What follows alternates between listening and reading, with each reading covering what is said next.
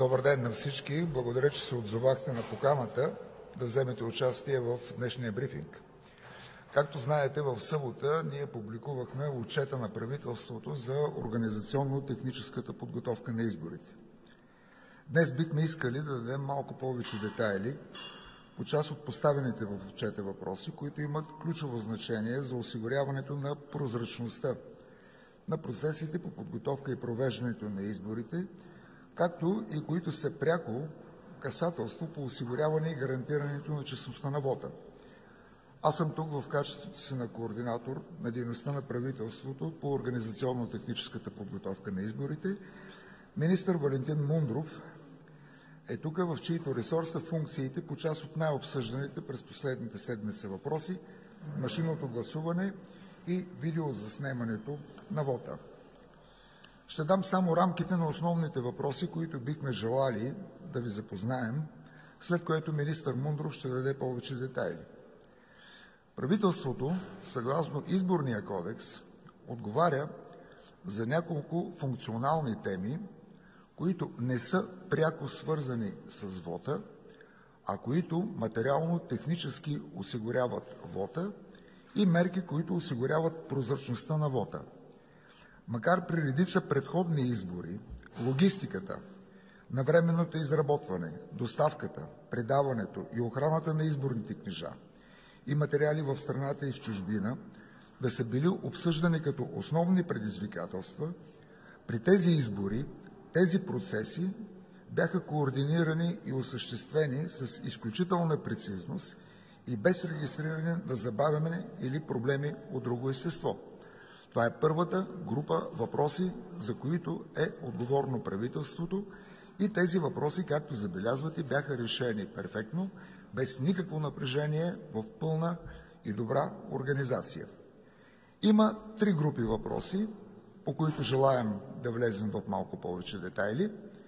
Първата група въпроси е свързана с спекулациите преди избора относно качеството и хартията, необходимостта от това да бъде сменен доставчика на хартията. Втората група въпроси по хронология, подчертавам по хронология на технологичния процес, е въпросите свързани с машините за машинно гласуване. Преките отговорности на правителството по отношение на машините и косвените ангажименти на правителството в подкрепа на Централната избирателна комисия по контрола на машините преди тяхната експедиция. По тези въпроси детайлна информация ще даде министър Мундров. И третата група въпроси са свързани с осигуряването, техническото осигуряване на видеонаблюдението на секциите. Правителството, както ще видим от детайлната информация, извърши перфектно своята работа, покрити са над 99,5% от секциите в страната с видеонаблюдение.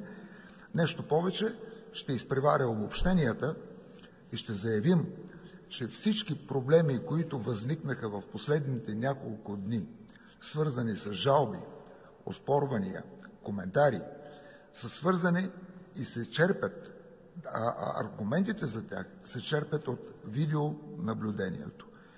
Това означава, че видеонаблюдението като процес, покрило над 99% от секциите, е осигурило в пълна степен честността на вота, след като това е единственият аргумент, от който се черпят в момента възражения и жалби, това, което е видяно на самото видеонаблюдение.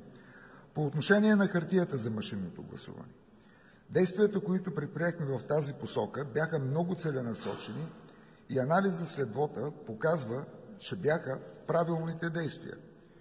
Ще обърна специално внимание на това, че при тези избори се доказа, че законодателната промяна от 2022 година, а именно хартията за машинно гласуване да бъде поверена единствено и само на печатницата на Българска народна банка, е изключително правилно решение и изцяло насочено към превентивните от всякаква манипулация, превентиране на всякакви манипулации с машинното гласуване.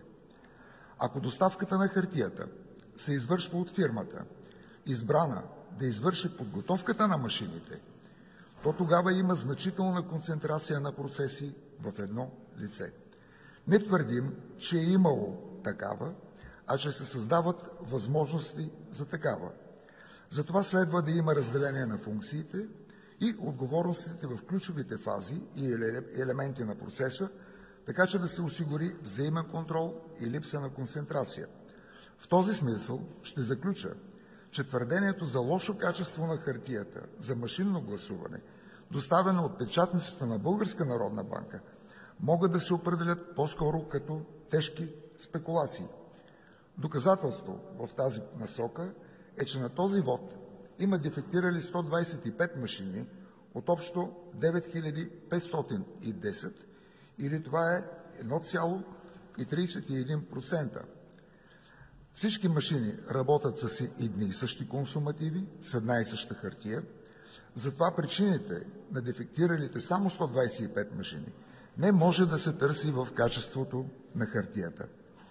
Точно поради това Министерството на електронното управление настояваше, а ЦИК беше включило в обхвата на обществената поръчка за профилактиката на машините изискването за профилактика и на периферията на машините, каквито са принтерите.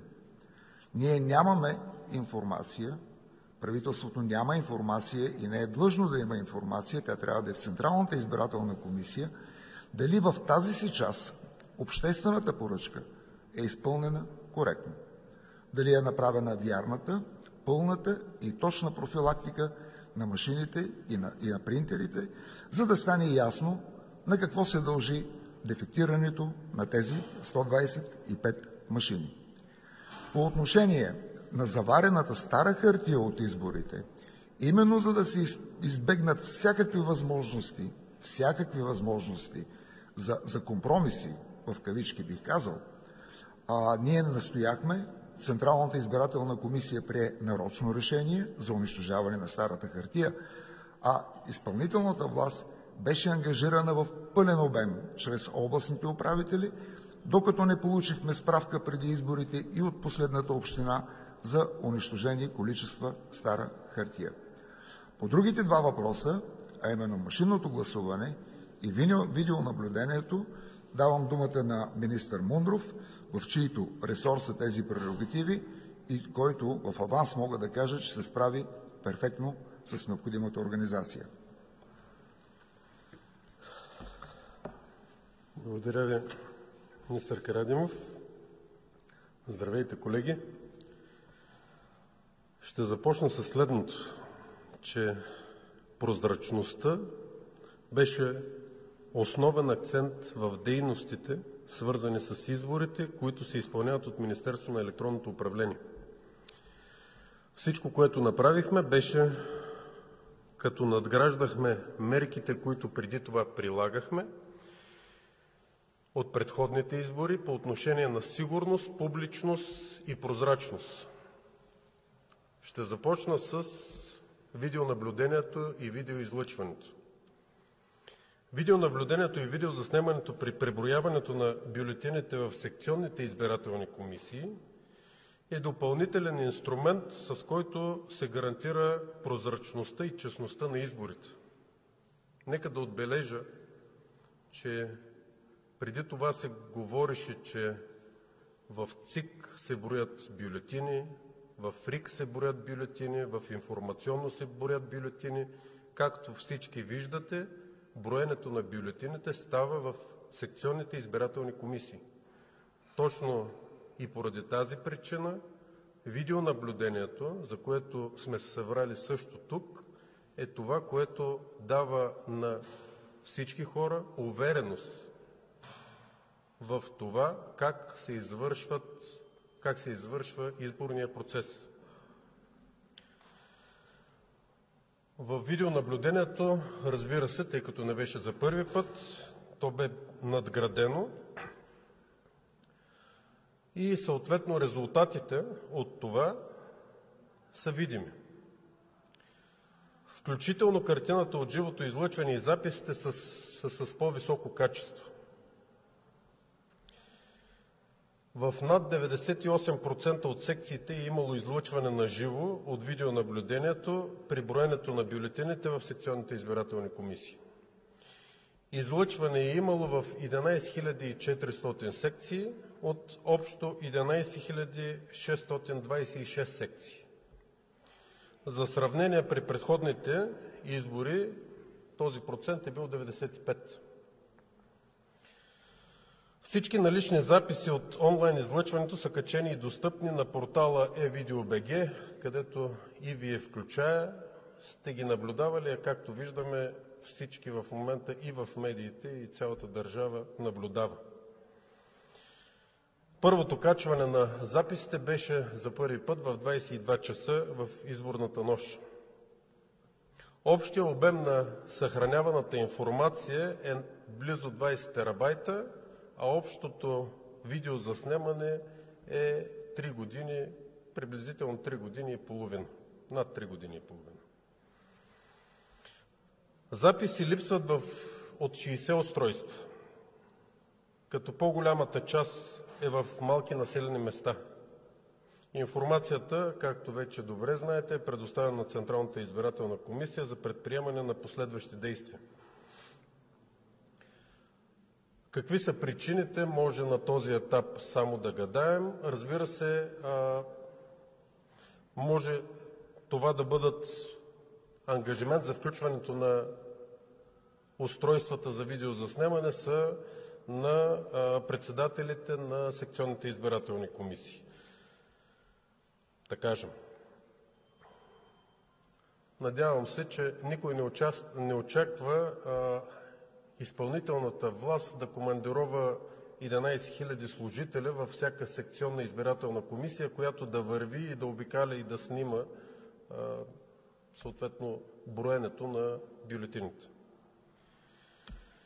Отчитайки този резултат, се озадачавам защо в изборната нощ имаше подвеждане на няколко медии, че няма видеоизлъчване, като всички вие, мисля, че видяхте, че това е факт и с такъв, съответно, с такъв ефект, който наблюдаваме и в сегашните дни.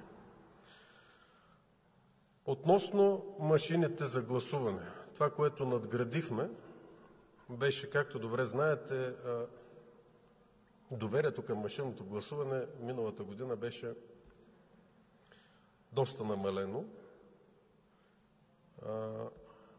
И това, което Министерството на електронното управление направи, е, че удостовери, нека да кажа, повече от 2 седмици преди да бъдат изборите, удостовери машините за гласуване като такива. Беше съответно изграден и така наречения source код, доверено изграден source код, изпълним код. При всички тези дейности, медиите, вие, външни за Министерство на електронното управление служители, както и много други, участваха и можеха да виждат всичко наживо. С цел осигуряване на по-голяма сигурност в методиката за удостоверяване за първи път този път беше включена и параметризиращия софтуер, както обясних и преди това. Това е софтуера, чрез който се настройва всяка една секция, по какъв начин да бъдат заложени кандидат-депутатските листи, преференциите във всеки един РИК. Също така, с цел повишаване на сигурността и подобряване на процесите за целите на удостоверяването, поискахме да се осигурят от изпълнителя 3 елементарни неща. Фирмата изпълнител отказа да ги извърши. Ще ги препоръчаме отново, за да може в следващите избори, когато и да са те, да бъдат направени. Държавната администрация помогна на ЦИК при извършването на проверката преди спедиция, като бяха осигурени 50 експерта. Бяха проверени 3306 машини, включая аз през нощта, тъй като нека да се изразя по този начин, бяха намирани всякакви оправдания, така че да не бъдат предоставени по време на инсталирането на машините, да не бъдат предоставена възможност за тази проверка. Намерихме вариант, в който да проверим на извадков принцип всеки МИР, всеки многомандатен избирателен район. Няколко неща ще отбележа. Машините се инсталираха от изпълнителя не по предварително подадения график. Освен това бяхме информирани, че няма достатъчно осигурени от изпълнителя пломби с червен цвят. Едно от нещата, което също проверявахме, беше дали пломбата с червен цвят, там където са двете флашки, всъщност, които се носят в районната избирателна комисия и след това в Централната избирателна комисия, дали тази пломба е добре затегната. Препоръчваме и сме дали препоръки преди това тези флашки тези пломби да бъдат доставени от друг, различен от изпълнителя, който инсталира машините, за да има съответно по-голяма сигурност и убеденост в хората, че машините са сигурни. Може би не само поради тези причини мога да кажа, че това, което успяхме да направим, успяхме да върнем доверието и в машините, като на тези избори, сравнено с миналите избори, са гласували повече от 220 000 човека с машина.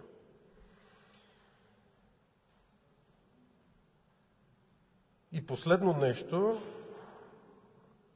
като сравнение относно машините, може да кажа следното, че този път, благодарение на това, което успяхме да направим, сравнено с миналия път, сме проверили 3306 машини, миналия път 664 машини, а по неофициална информация максималният брой проверки преди това е бил не повече от 100.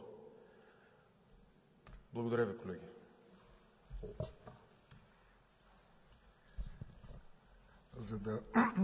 За да обобщим накратко и понеже ви обещахме да влезем в малко повече детайли, сега вече можем да го направим след изборите, но първо, от самото начало на подготовката на изборите, ние непрекъснато се опитахме да направим ясно разграничение между правомощията на изпълнителната власт и правомощията на Централната избирателна комисия.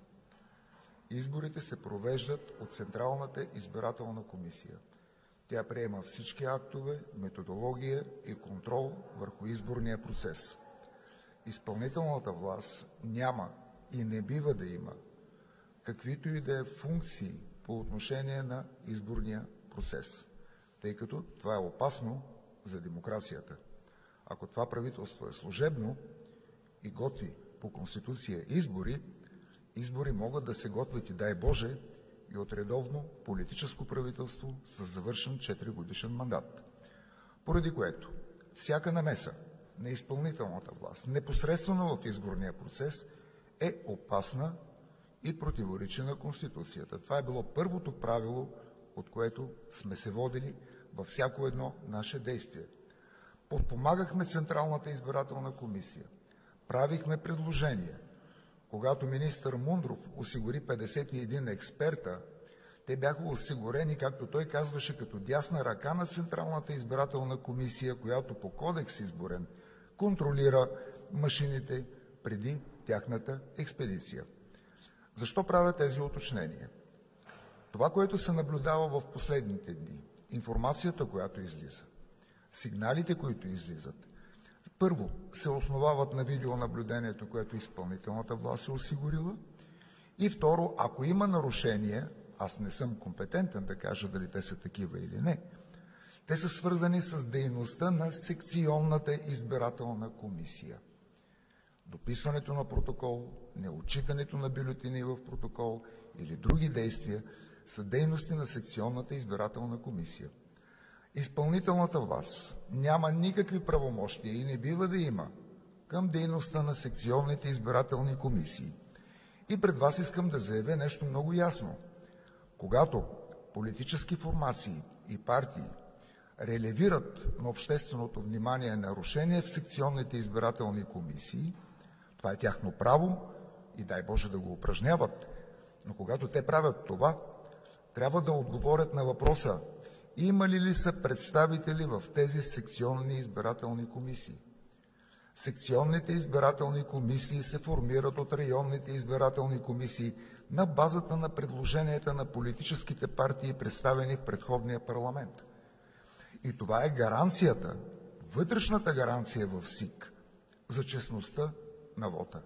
Няма как държавна структура, орган, дори и Централната избирателна комисия да направи каквото и да било, след като законът повелява вътрешната саморегулация и гаранция в секционната избирателна комисия на политическите партии. Секционните избирателни комисии не са назначени. Те са назначени, но по предложение на политическите партии. Следователно, ангажиментът на изпълнителната власт опира до това да бъде инсталирано устройството за видеонаблюдение, то да работи безотказно. Мисля, че министър Мундров не спомена, извинете ми ако се повторя, но за пръв път, тъй като има колебания в умората на част от членовете на СИК, беше инсталирано гласово предупреждение, ако батерията на видеоустройството започне да пада, за да може да се осигури резервно. До тук спира ангажимента на изпълнителната власт. След това нейният ангажимент е да поеме записите и съответно да ги обработи, предаде на Централната избирателна комисия и така нататък. В промеждутъка от включването на камерата до нейното изключване, изпълнителната власт няма никакви правомощия и слава Богу, тя не бива да има такива правомощия. И за да завършим, министър Мундров беше достатъчно деликатен. Аз ще бъда малко по-директен. Като българин, виждайки кухнята на изборния процес, не можех да повярвам, че най-свещеното нещо в една държава, най-свещеният суверенитет на една държава, изборния процес, е поверен на две частни фирми. Едната, която съхранява машините, а другата, която осигурява работата на съответните машини. Мога да ви кажа, не сме повдигали този въпрос по време на кампанията, защото всяко повдигане на въпроса щеше да обвини служебния кабинет, че по някакъв начин поставя под съмнение машинния вод, и направихме невъзможното, за да се осигурят тези 3500 проверени машини. Защото експертите на изпълнителната власт, които бяха в помощ на Централната избирателна комисия, на моменти бяха безпомощни пред своеволията на две частни фирми. Не може министър на електронното управление да ми праща съобщение в 2:30 пред вечерта, стоейки лично в склада, докато се проверяват машините. Защото без неговото присъствие там нямаше да бъдат проверени и 1/10 от тези машини. Независимо, че експертите са експерти на Централната избирателна комисия. И ако правим предложение, и вече можем да повдигнем темата, ако правим предложение, което трябва да залегне в изборния кодекс, е държавата да се заеме достойното място в този процес. Първо, машините да бъдат съхранявани в държавен склад. Второ, кода да бъде собственост на държавата, а не лицензиран на държавата. И трето, контролът, който се осъществява, да бъде осъществяван ефективно от самата държава. Защото това не е въпрос само на честност на изборен процес, колеги. Това е въпрос на достоинство.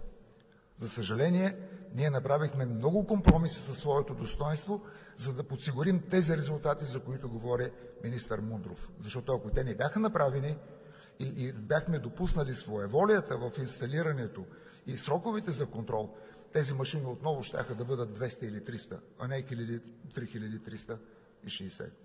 С това искам да благодаря на всички за търпеливото изчакване на нашия брифинг. Министър Мундров, нещо да добавите? Бихте ли открехнали вратата, какво имате предвид под своеволие в склада от частната фирма? За какво става въпрос, на какво сте били свидетели при контрола, който сте осъществили? И въпросът ми е такъв.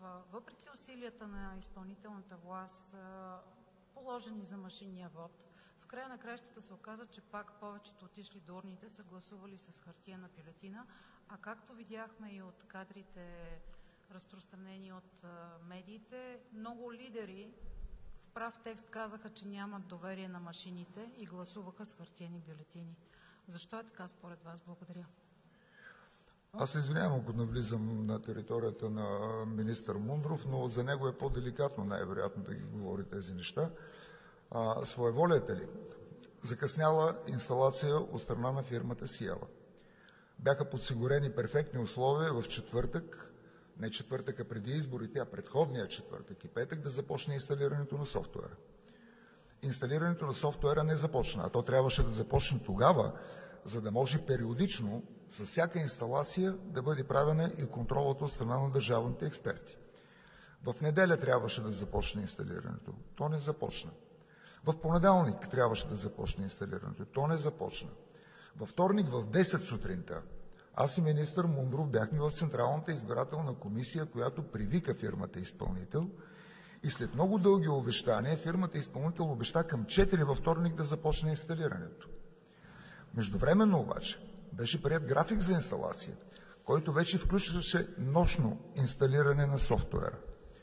51 държавни служители не могат да бъдат ангажирани нощно време там. Графика беше така направен, че основна част от инсталацията се извършваше нощем. Поставихме внимателно въпроса със съдействието на Централната избирателна комисия да се прави контролна проверка на нощно инсталирания софтуер. Тогава се оказа, че фирмата, която държи склада, не може да размести стелажите, на които вече са склонирани инсталираните машини, а експертите на министър Мундров им беше отделено едно робятно място без захранване, на което трябваше да бъдат проверявани машините. При тази организация щяха да бъдат проверявани по 7 машини на час, а имахме на разположение сряда, четвъртък и петък до обяд, заедно с контролата на дневно захранения софтуер. Сами можете да сметнете за какъв резултат щяхме да говорим, ако министър Мундров не стоеше до 2:30 в склада, за да може да осигури първо проверка на нощно инсталирания софтуер и второ нормални условия на работа на държавните експерти. Втория въпрос, който ми зададохте, не е към изпълнителната власт. Защо лидери са гласували с хартиена бюлетина или не с машина, това е конституционно право на всеки, аз не мога да коментирам това. Извинявам се, уточняваш въпрос. Какво искате да кажете с това, че нощно време е бил инсталиран този софтуер? Някакъв саботаж или ви имате съмнения, че се случва вечерта и че се случва толкова късно?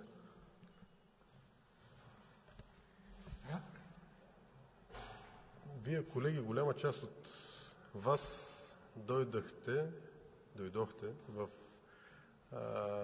склада и снимахте през деня.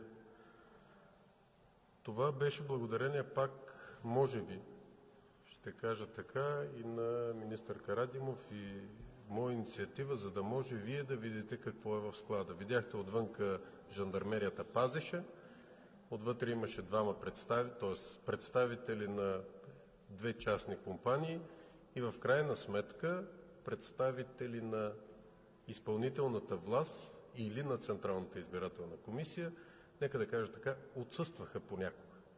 Нощно време, съгласно графика, който беше предоставен на Централната избирателна комисия и който не се спазваше, се инсталираха различни машини за различни рикове. Целият процес протече, мисля, че от 22 до 3, 4 или 24, мисля, че беше последно инсталацията. Като се работеше на 24 часова работа. Това отговори на въпроса. По време на 24 часовата, както министъра каза, тези държавни служители, в крайна сметка те са от различни ведомства, те работят 8 часа. Дори от гледна точка на организация няма как да подпомогнем Централната избирателна комисия, така че да бъдат наблюдавани всеки един момент или етап, в който тези машини се инсталират. Тоест, пак ще се опитам да го обясня.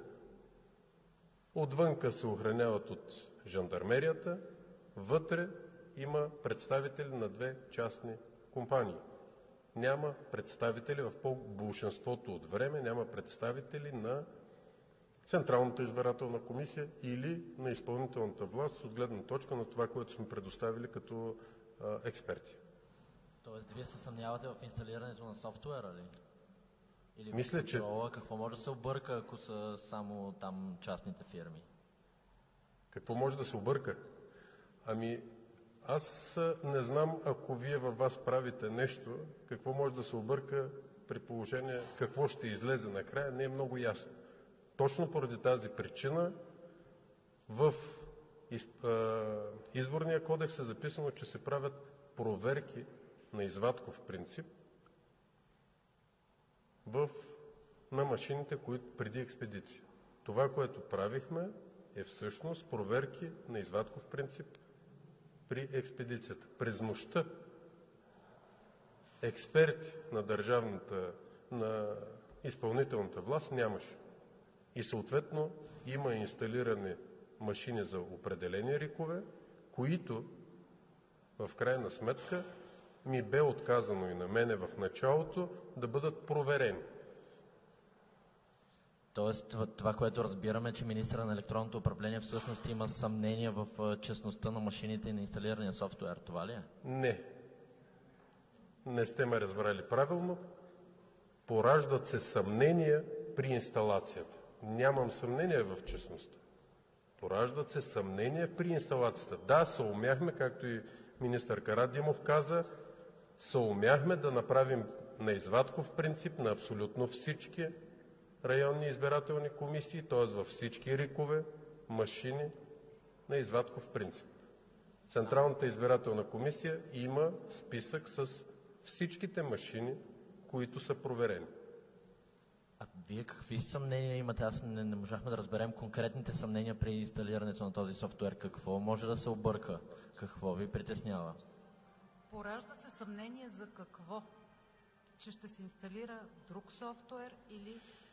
Ами при положение, че ще кажа така, ако не бъдат проверени инсталациите на извадков принцип, някой знае ли какво всъщност е инсталирано?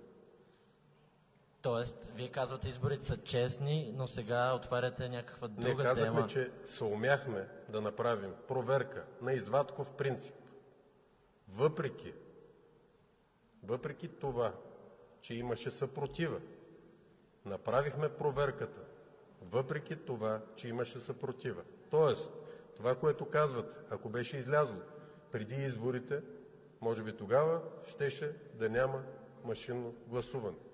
И точно поради тази причина, въпреки че, това, което каза и министър, въпреки че имаше съпротива да се правят проверки на извадков принцип във всички районни избирателни комисии, т.е. във всички машини на всеки район, въпреки това съумяхме да направим тези проверки. В кои райони са ви отказвани тези проверки? Тези, които са инсталирани през нощта. Кои са тези райони? Всички е направено в момента. Това ви казвам. Последния ден преди инсталацията се направиха всички проверки, които са нужни. В кои райони са ви отказвани тези проверки? Важно е това. В кои райони?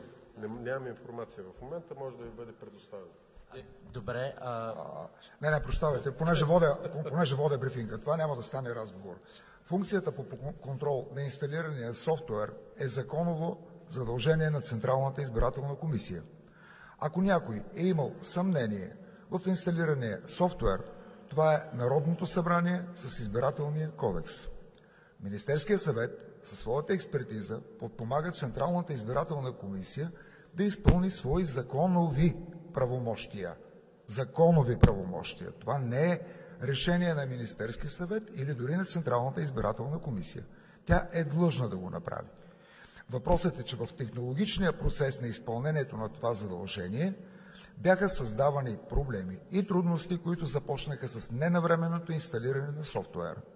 Никакви съмнения, и тук не бива да има никакви спекулации, никакви съмнения нямаме по отношение на инсталираното, но изпълняваме задължение по закон да проверим на извадков принцип машините. И това е направено. Не повече няма да продължим, защото това няма... Казахте, че имате съмнения относно инсталирането на софтуера. Нямаме съмнения относно инсталирания софтуер, но сме длъжни да направим проверката, защото Изборния кодекс задължава ЦИК да направи проверката и ние сме дали 51 експерта на Централната избирателна комисия. Министър Мондов, Благодаря ви за вниманието. Има ли други въпроси? Имаме други въпроси, обаче и това е редно да се изчисти. Прощавайте, че настояваме, но въпросът е важен и се излъчва на живо по много от телевизиите и в социалните мрежи и хората задават същите въпроси. Господин министър, вие казахте, че имате съмнение как се е инсталирало нощем. Нали, не искаме да ви вкарваме в противоречие, но ни кажете в какво ви е съмнението, че е инсталиран друг софтуер. Значи може да има проблем с част от машинния вод. В кои региони? Просто да не оставяме въпроса така, а да го довършим до края, защото е важен за всички, особено за тези, които са упражнили правото си на глас с машина. Разбирате го? Това, което казах, е следното, че когато има в един склад възможност два субекта, които са неконтролирани от Централната избирателна комисия, е възможно да се породят съмнения. От тази гледна точка, това, което казвам, е, че може да се породят съмнения. Пораждането на съмнения също при мене, до момента, в който не предоставиха възможността да бъдат проверени, както преди малко също отбелязах, във всички машини от всеки един регион. Ние направихме проверка на извадков принцип на всички машини във всеки един регион. Като това се случи в последният или предпоследния ден на инсталацията. Поради тази причина казвам следното, че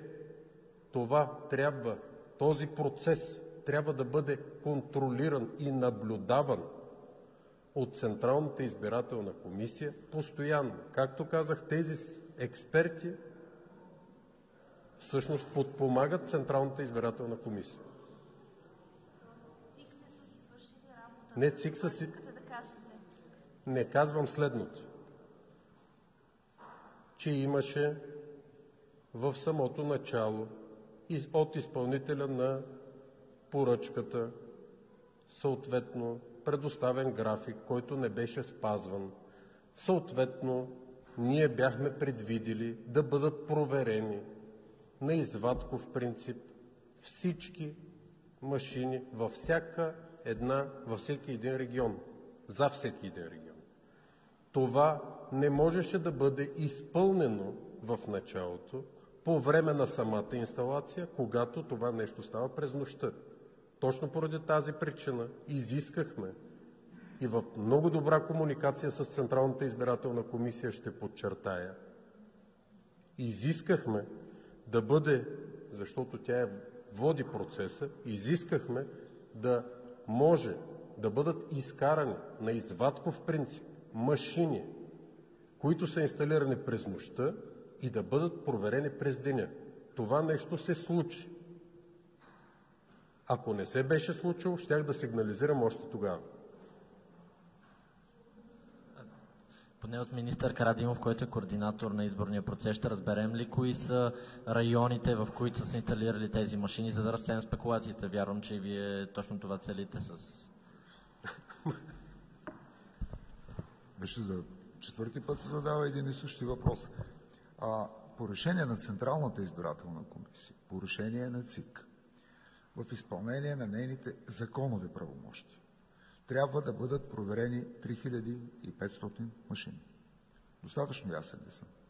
3500 машини.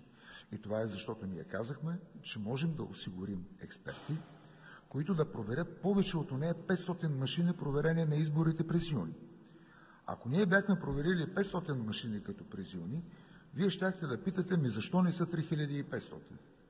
Сега, когато казваме, че са 3500, вие питате, имате съмнение в софтуера ли ще проверявате 3500 машини? Не, нямаме съмнение в софтуера.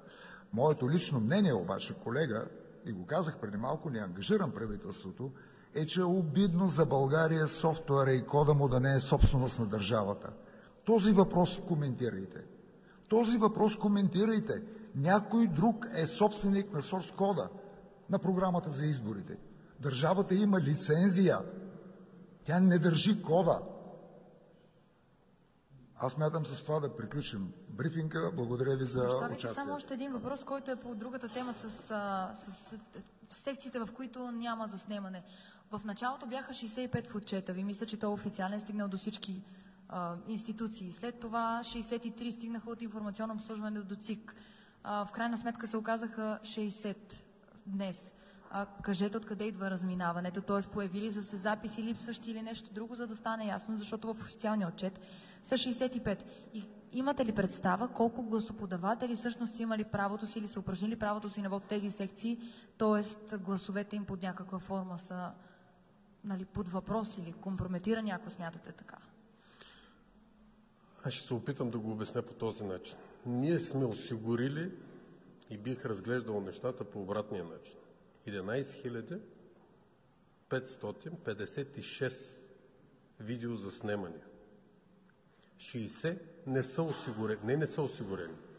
Нямаме информация за тях. Дали причината към този момент, дали причината е, че председателя на секционната избирателна комисия не е включил устройство за заснемане, дали в крайна сметка самото устройство не се е загубило някъде по пътя или счупило.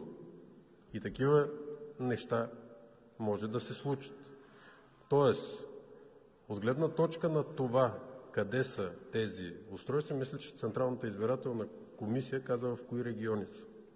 Смятам, че при положение, че сме осигурили за 99,5% заснемане, което в момента, апропо, се гледа във всяка една медия. Кадри от това заснемане постоянно се въртят по медиите. От тази гледна точка, ако сме се фокусирали върху 60-те, доколкото разбрах, ЦИК са предприели някакви действия за всички тези, които има липси. От тази гледна точка това мога да кажа. Това е работа на Централната избирателна комисия. Но колко гласоподаватели има в тези 60 секции, тъй като виждаме, че понякога няколко гласа са ключови? Колко гласоподаватели са упражнили гласа си в тези 60 секции? Такъв анализ не е направен от Министерството на електронното управление. Това смятам, че не е работа на Министерството на електронното управление да направи анализ колко са. От тази гледна точка, надявам се, че не спекулираме с това, че ако има някакви, т.е. има загуба на видеозаснемане, не предполагаме, че там са станали най-големите, прехвърляни от гласове на гласове. И последно, ако е много уродливо една частна фирма или две частни фирми да оперират с този национален интерес, има ли държавата капацитет да се справи сама, да си инсталира сама машините, да си напише сама софтуера, да си ги отвози, държавната администрация да си ги отвози и да не се обявяват тези обществени поръчки, една и съща частна фирма този въпрос се поставя откакто са машините от края на 2021 година или от началото на 2021, то склад от тогава си няма, колкото и пъти ЦИК да е искало от изпълнителната власт да осигури подобен склад. Има ли капацитет държавата или просто умишлено по някакви причини това нещо не се случва? Благодаря. Колеги, аз се надявам, че като гражданин ще кажа, ако държавата няма възможност това нещо да го направи, не знам колкото и да е грубо в каква държава в момента живеем. Защото смятам, че при нас има достатъчно специалисти, държавата ни е достатъчно силна, за да може това нещо, което задавате като въпрос, съответно да бъде отговорено и да бъдат предприети съответните мерки. Благодаря ви.